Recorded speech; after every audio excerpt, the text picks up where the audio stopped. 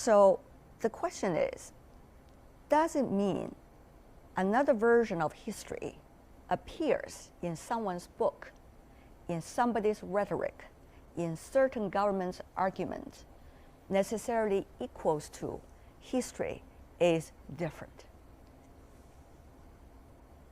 Mr. Yi. Mr. Yi?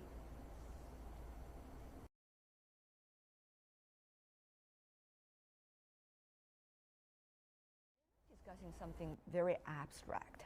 We're talking about real people here.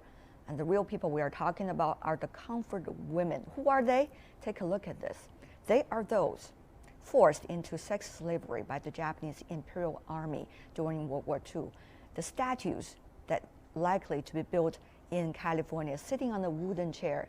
The young girl has her fists balled in her lap, her expression unsmiling and determined, her heels unattached to the ground, and on her shoulder sits a small bird. There's an empty chair beside her.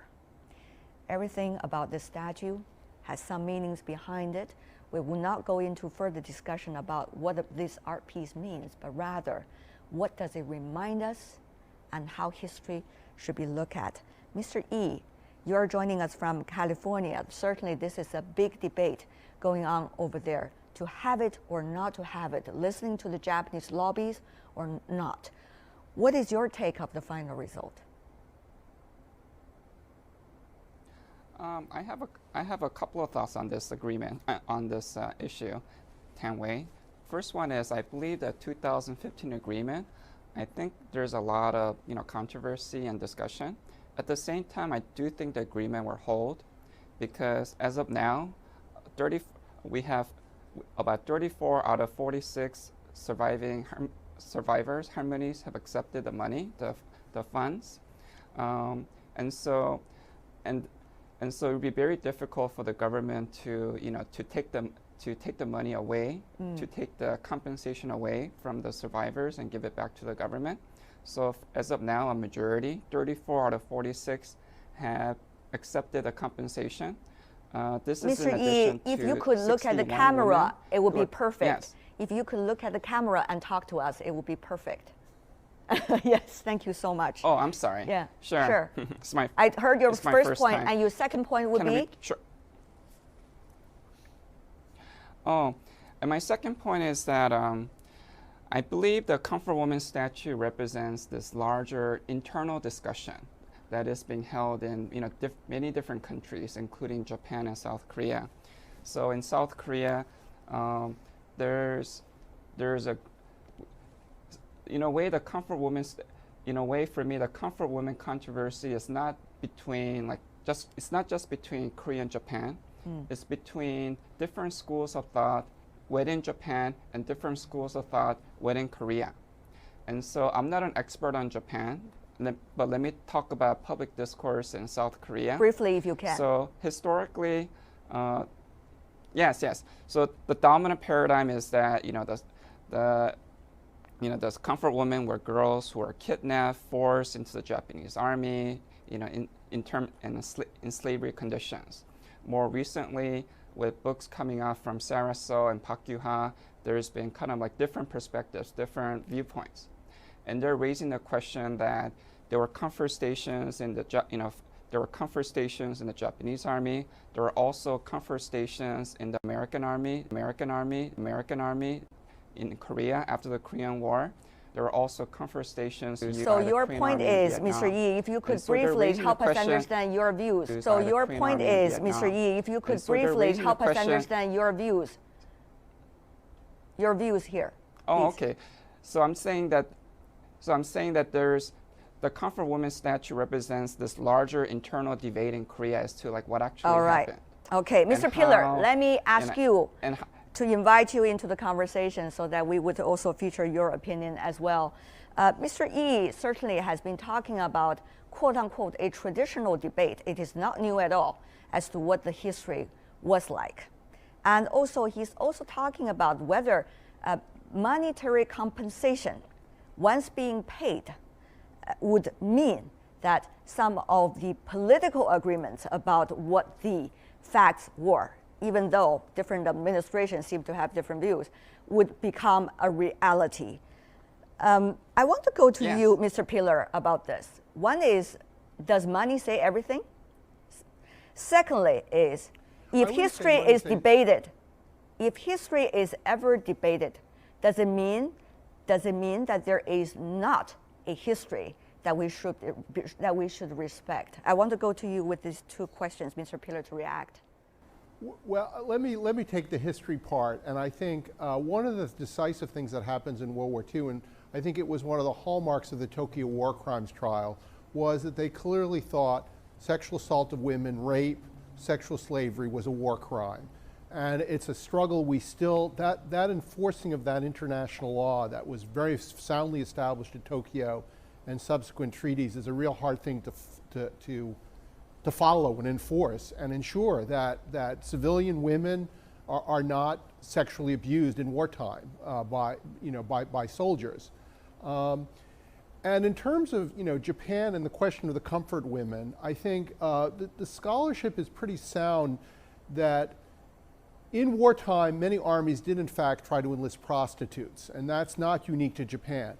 The question is the question of force and compulsion. And while there's a scale to this, it's pretty clearly established by the Tokyo trials that there was in fact enslavement of women, that it wasn't just economic incentives, but that there was a much greater issue of coercion.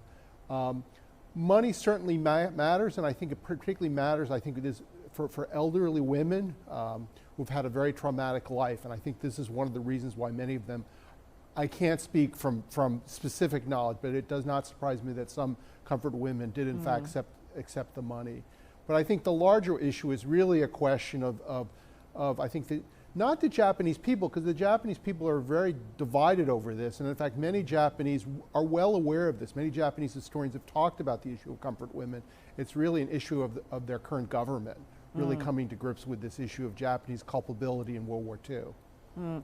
It is no secret, Mr. Yi, that Japan has been tempting, particularly the governments over the past few decades, to provide their versions of the history of the Second World War. As we remember, it was the one who was defeated. As we also remember, it was the one who invaded most of the countries involved in the Second World War in the Pacific theater.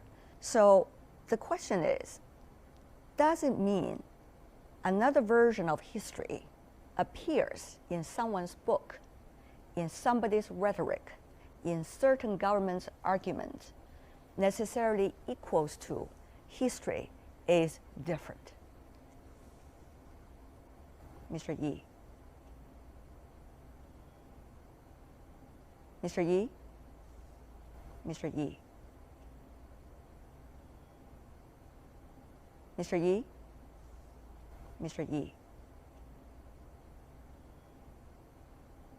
Mr. Yi? We are having some problems, I guess. We are having some problems, I guess. We are having some problems, I guess. Over there, talking to Mr. Yi. I'm sorry about that, because those are interesting questions. I still want to have his answers. But Mr. Pillar, I have to go to you, but certainly you are an expert about the second.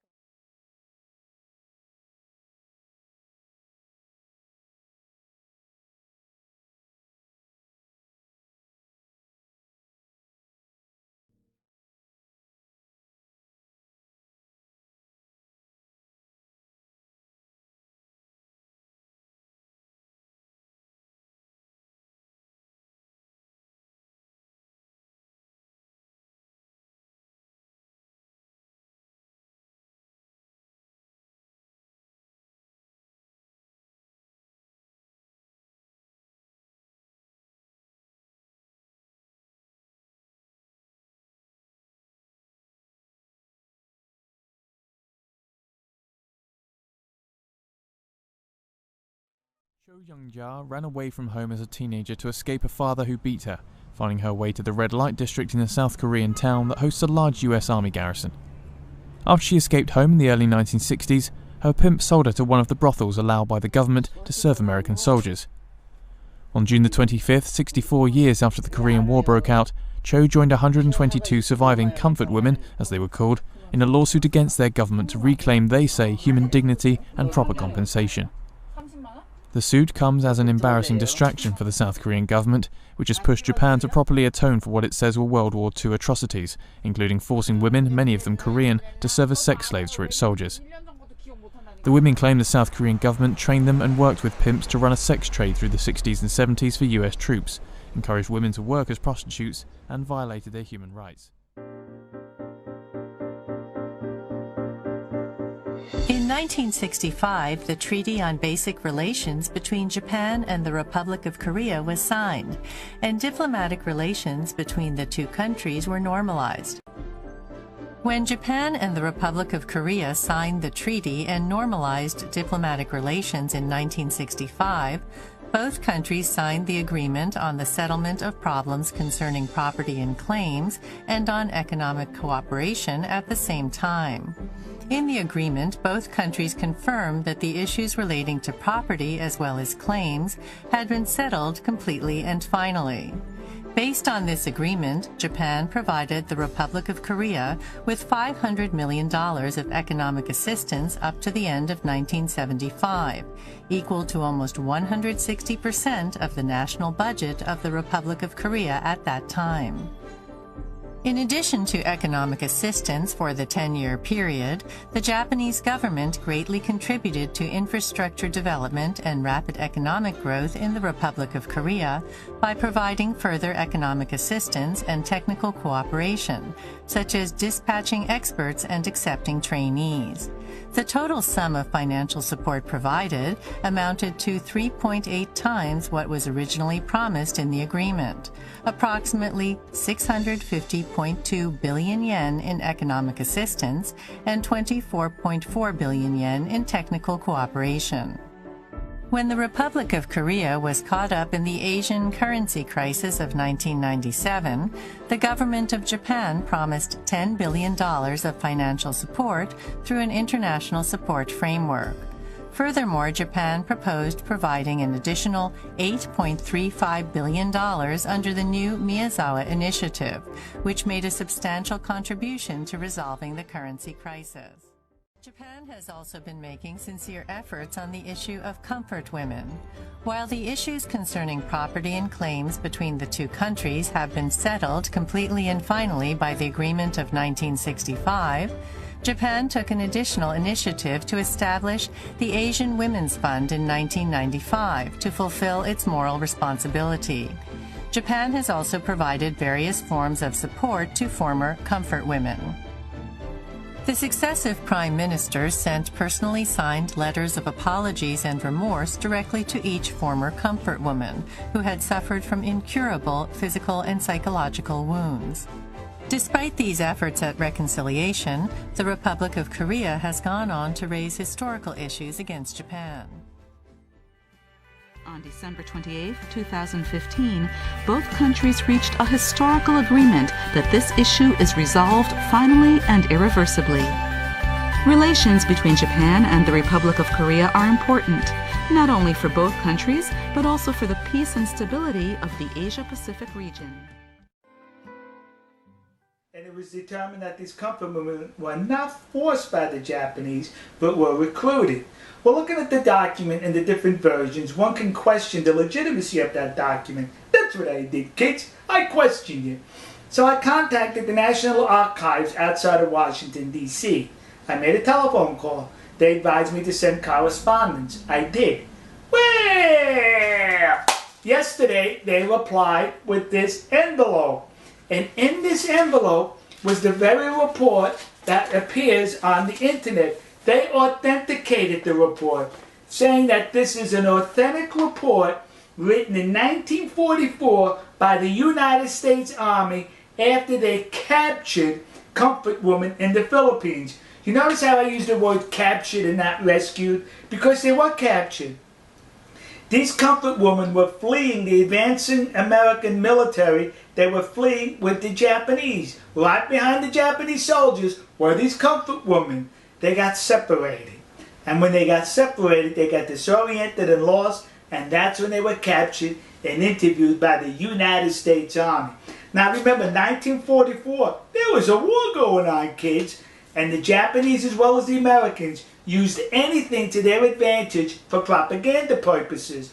So now the Americans captured these comfort women, these prostitutes who worked in concubines for the Japanese army, and it would have been easy for the American army to say, they were forced into prostitution. You see how nasty the Japanese are? But no, they could not say that because it would have been a lie. So the American army in this report reported the truth that these women volunteered, they were recruited, and the Japanese army did not terrorize the Korean Peninsula by extracting 200,000 women at force. If there was 200,000 comfort women, they were recruited and they were well paid for their services, because it's disgusting that people are exploiting the situation for their advantage. This report goes on to mention that the women enjoyed a whole lot of money to where they were able to buy clothes, cosmetics, and other stuff for themselves on their visits into town. Sexual slaves can do that? Sexual slaves make that kind of money? Some women were even allowed to go back home after they paid their debt off. Sexual slaves can do that? Some women were even complaining that their schedule with the Japanese soldiers was too tight, that they were not able to accommodate all the soldiers, and that saddened them that they could not have sex with all the soldiers. Sex slaves feel that way? Japanese military, as a matter of policy, never coerced the recruitment of young women in Asia. There have been some isolated cases where soldiers and officers who are defying the order from above forcefully taken away some unfortunate ladies, young ladies to China or Indonesia. But again, there's no proof that the Japanese military as a policy as a whole did such thing. But the number of women involved, the scale of it, seems to suggest some kind of systematic effort. And the women themselves claim that they were made to do this. They were almost screened by military authorities. So it does seem to have a systemic or institutional aspect to the policy. Yes, I think Japanese leadership and the people acknowledge that there's a systematic involvement or systematic running of brothels or prostitution, the systematic way. But again, based on a voluntary basis. And there were people... I mean voluntary by the military officers, not by the women. No, by women. There were. You may be surprised to hear this, but there are lots of newspaper ads and some other commercial advertisement for recruitment for those women. But remind you, though, sadly, the prostitution per se was legal in those days, not just in Japan. And there's between women and the Japanese military, there's a huge sort of business people who were running these brothels for the military, maybe at the request of military. So, yes, military was involved, but military never, as a policy, were coercing those women, and that's the sort of complexity of the issue. But there are certainly women who claim to have been coerced. There are a few cases coerced by those merchants of prostitution, and sometimes some whole family was in debt. Instead, their parents decided to pretty much sell. It's a human trafficking of a very saddest form.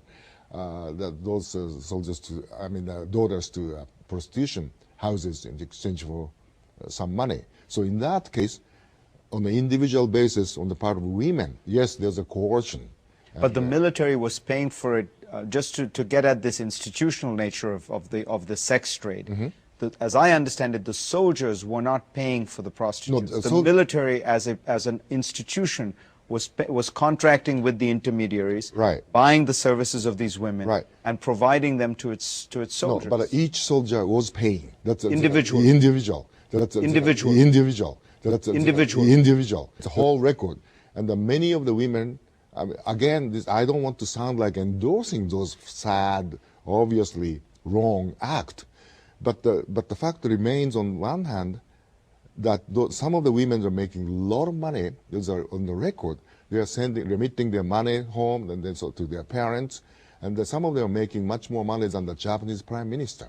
So you're saying that the military in its official capacity, never paid for these services. No, they probably paid for the people who are running the prostitution houses. And the setup. Houses. I mean, these but were the these sex were, itself, it's not. There was but there was a cost. setup. There were houses in which, on military camps, there were places where this was being done. The military must have been housing these people. Yes, that's right. They created the infrastructure. They created the infrastructure. And for that, the Japanese government and successive prime ministers acknowledged the wrongdoing of the past and apologized. All right, let me get to the next point. It has something to do with what Congresswoman Tsujimoto was just saying in the morning. In short, it's about the comfort women issue. This article, which came out in 1992 by Asahi newspaper, made us misunderstand that the Japanese military people were involved in this comfort women issue, as it says material showing the involvement in the comfort place.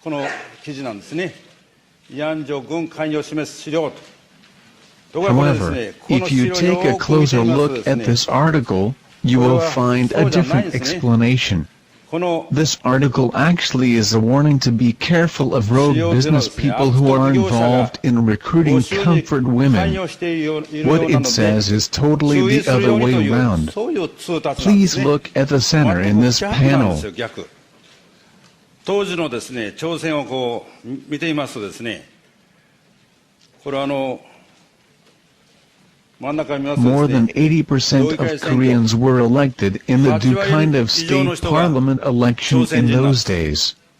The governors of the 1st, 6th, 8th, 9th, 10th until 1945 of Chunjik-Yeonjin-do were Koreans.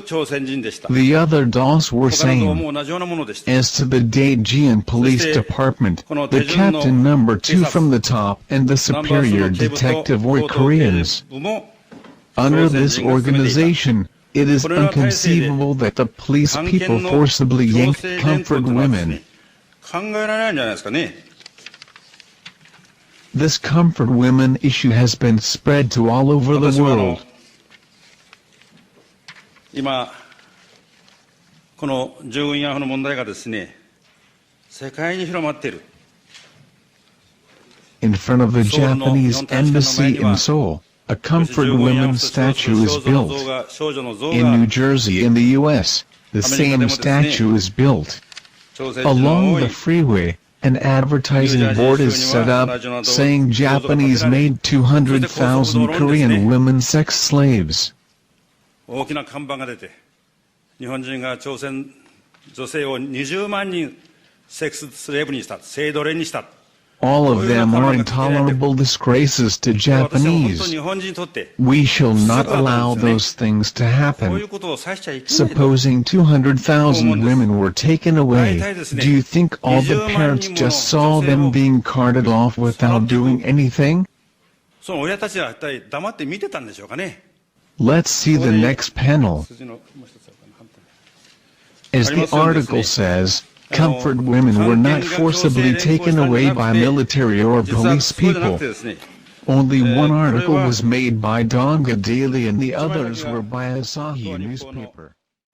According to the articles, you can see Koreans abducted girls of good families and sold them to manipulator. They were Japanese girls at the ages of 17, 19 and 20, etc. The other articles say, as you can see, girls of farming families are cheated, divulge body houses, and the like. We can see that the police did right jobs clearly. We can find out that Japanese did something wrong though checking articles very hard. I was very poor before the war ended. So, I knew that there were many poor girls who had to work as comfort women, for whom I have great sympathy.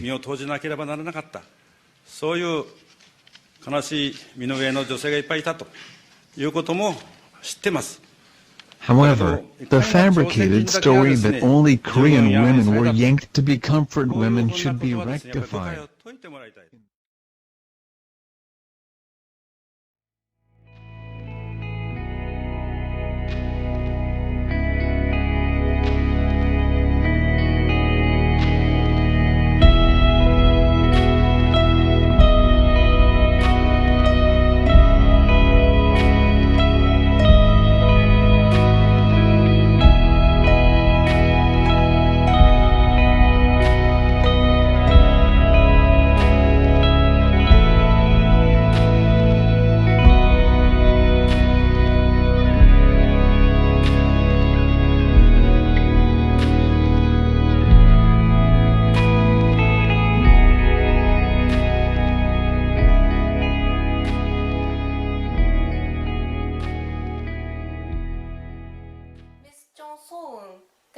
testified that she was first taken to Indonesia when she was 13 in 1937. But Indonesia was a colony of Netherlands until 1941. How did the Japanese military make her a sex slave in Indonesia? Miss Kim Boktan said in France, "I was forced to be a sex slave at the time of Korean War." Wait a minute! Japanese military was defeated and disbanded in 1945. Korean War happened in 1950. Japanese military had nothing to do with her story. But she insists that she was abducted by Japanese military when she was 14 years old, and she was forced to be a sex slave for 8 years. She was born in 1926. When she was 14 years old, it was 1940. 8 years. She had been a sex slave until 1948. World War II was over in 1945. All Japanese soldiers were war prisoners after 1945. Who had forced her to be a sex slave after 45 until 48? Miss Kim Hak-sun testified that she had been sold to prostitute house by her mother when she was 14. This testimony is the contents of the court complaint. Her testimony is nothing to do with the Japanese soldier.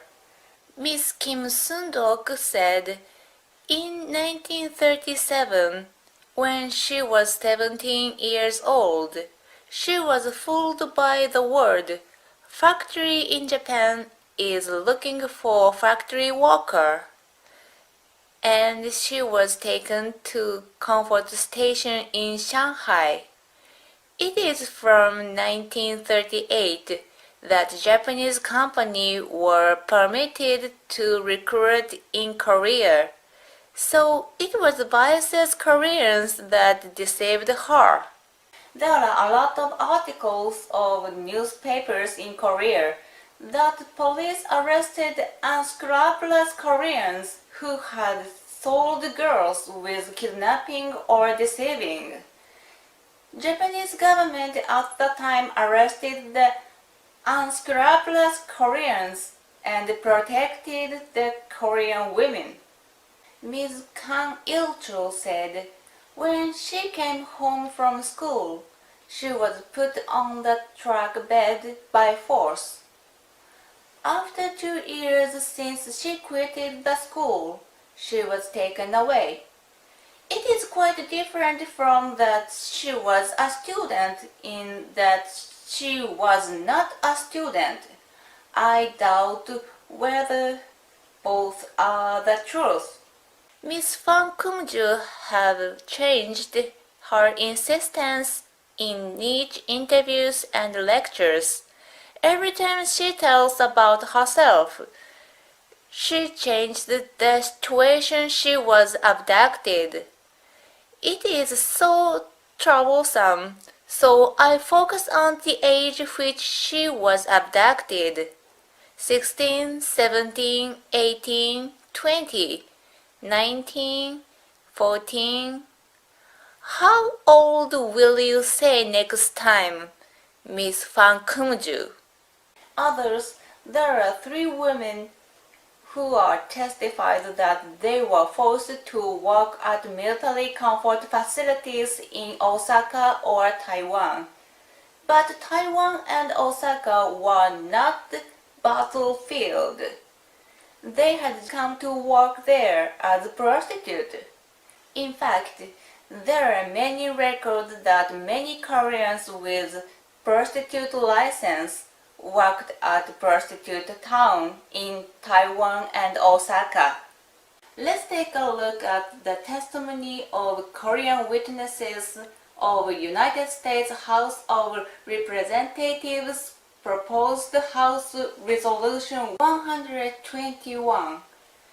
It asked that the Japanese government apologize to former comfort women and include curriculum about them in Japanese schools. Congressman Mike Honda introduced it in 2007. Miss Lee Yong-soo, first, the age that she was abducted from 14 years old to 16 years old. Next, the place that she was abducted. Her testimony has been changed from regional city of Korea to Taiwan. Who did take her away? A man in clothes like military uniform, a soldier, kamikaze pilot, kamikaze unit in Taiwan. How was she abducted? She said that the abductor had threatened with bayonet at newspaper interview in 2002. She said that the abductor had covered her mouth at her lecture in 2007. When, where, by whom, how? She always changes her insistence. The year she was abducted is only consistent. It was 1944. One day, she insisted that she was forced to be a comfort woman for 3 years. Somebody asked her, "Were you forced until 1947? World War II was over." Then she changed her insistence again for 1 year. There is no consistency in her testimony. Ms. Kim Gunja, her testimonies. She was invited to work at the factory by Korean men. Her adoptive father said, "There is a place to make money. You should go there." Her adopted father asked her to go on an errand. She went there. It was a prostitute house. She was sold by her adoptive father or deceived by Korean men. Her testimonies are not related to the Japanese army.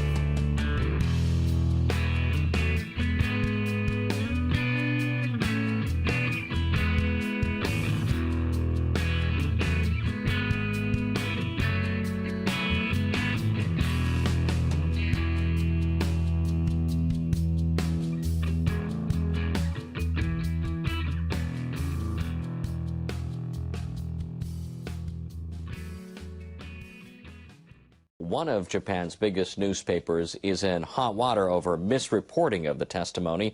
The paper is retracting its article. Last month, the newspaper retracted stories it ran on the so-called comfort women issue, saying they were based on a false account. It reported accounts given by a man in the 1980s and 1990s.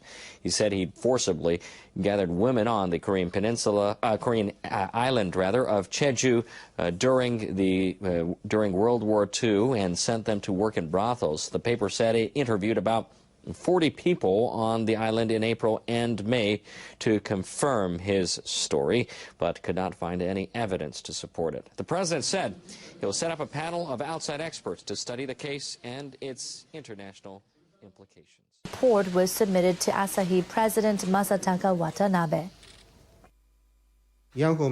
I once again extend my sincere apologies for causing a lot of trouble over the series of Asahi reports on those referred to as comfort women.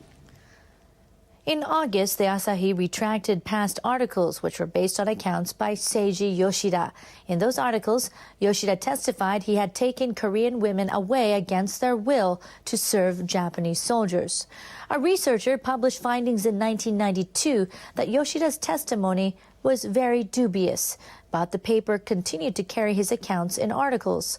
The panel pointed out that the Asahi remained passive, failing to send reporters to confirm the findings. It says the Asahi betrayed the trust of its readers, and its actions should be criticized for violating journalistic ethics. The panel also questioned the Asahi's decision not to apologize to readers when retracting its reports. It said the paper failed in its role as a media organization and was irresponsible toward its readers. I'll take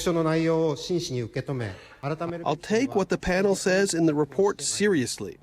I also promise to press ahead with reforms in a bid to fundamentally remake the company. The Japanese Imperial Army sexually enslaved an estimated 200,000 women during the war. They were taken from the Philippines, Korea, and China, among other nations. Critics have repeatedly blasted the Prime Minister's handling of Japan's wartime history, straining relations in the region. He made reference to past apologies, but he didn't offer a new one. Why would anyone have been expecting that? Why wouldn't he have just flatly apologized one more time? Well, here's the question, here's the challenge inside Japan about this question of apology. I think the Japanese people feel that their government has apologized a lot. There have been repeated statements on the 10th anniversary, starting with Mr. Murayama, the Prime Minister, for the 50th anniversary in 1995, then again 10 years later, the Prime Minister Koizumi, and now Mr. Abe. But the regional relationships that Japan has with South Korea and China in particular are not improving. And I think many Japanese feel that 70 years after the war, 2 or 3 generations of Japanese later, they worry that this apology diplomacy is really undermining Japan's geopolitical status. On the other hand, though, you still have some unresolved issues. And very clearly in your opening piece, you saw the comfort women or the issue of sexual slavery in Asia. And the Japanese and South Koreans in particular are having a very hard time coming to terms with how to embrace and how to reach out to these women who are still alive. And yet the Prime Minister speaks about them with euphemisms, which is still hard for me to understand. Well, the word comfort women is not a very comfortable one for anybody other than those who want to go back into the documents of the middle of the 20th century. This is, in today's language, was a systemic coercion of women for the military brothels of the Imperial Army. It was what we call today human trafficking. And I think that's a language that you're starting to see the Japanese government embrace. It's a 21st century language for this phenomenon. Now, in remarks that will almost certainly inflame tensions with Korea, Japanese Prime Minister Shinzo Abe has criticized an American school textbook that describes some of Japan's wartime atrocities. The New York Times reports that Abe told Parliament that he wants to fight what he calls mistaken views abroad concerning Japan's wartime actions when the Japanese military brutally conquered large parts of Asia. Abe said he objected to a textbook published by McGraw-Hill Education that says women were forced to work in Japanese military brothels during the war. Now, McGraw-Hill continues to defend its textbook entitled Traditions and Encounters, A Global Perspective on the Past. and says the writing, research and presentation of its account is supported by historical facts. The book tells how the Imperial Japanese Army forcibly recruited and conscripted as many as 200,000 women, many of them Korean, to serve Japanese troops before and during the Second World War.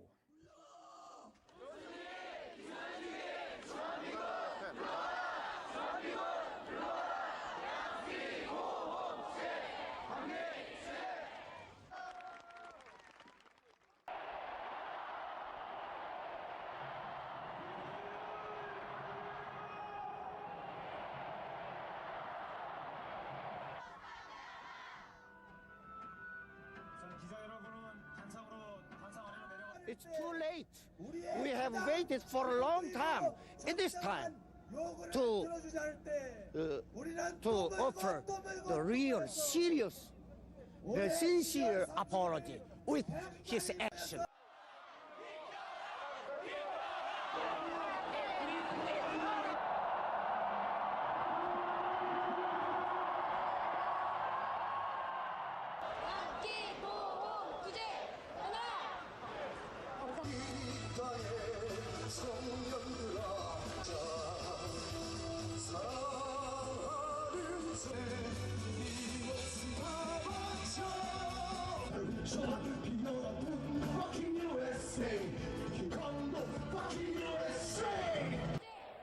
An outburst of anti-US feeling as students in Seoul take to the streets in protest.